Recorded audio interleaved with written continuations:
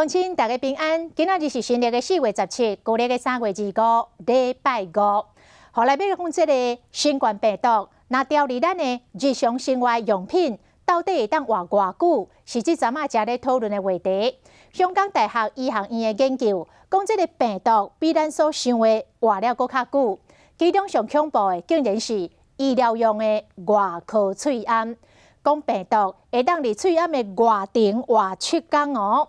那呢，喙암到底着爱偌久换一届才安全呢？敢爱逐工换呢？讲若去过病院，一定着爱换掉。像医护人员、像客停车司机，逐工一定爱换新。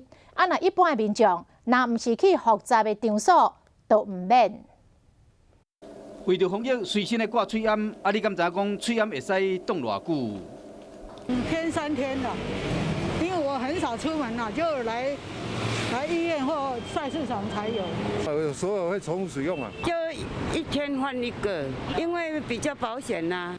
香港大学医学院公共卫生学院做一项研究，伫室温22度、湿度65%的环境下，比较了新型冠状病毒伫无共款的物件顶面活偌久，包括生活用的纸、卫生纸、银角啊，会使活差不多3点钟到4点钟。啊，若茶房啊、衫、白 T 啊、甲塑胶，差不多是2天到3天。玻璃甲纸票会使活4天，上爱互人意外的是，病毒伫外国喙암顶面活上久，足足会使活7天。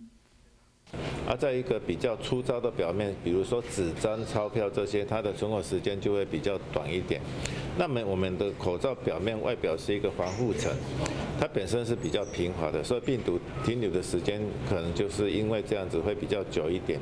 那呢，到底喙암爱偌久换一摆较安全？敢一定爱逐工换？可能常常会接触病患的人，也包括医护人员、旅馆人员、航空站人员、司机等等这些，他的口罩就要定期的更换。至于一般民众在那个公共开放的空间走，戴着口罩，大概不必去过度忧虑说你的口罩外表会有病毒的残余。若毋是去人侪复杂的场所，嘛会使参考用电锅吹喙암的方式，伫高温81度的情形下，会使杀死喙암顶面的病毒。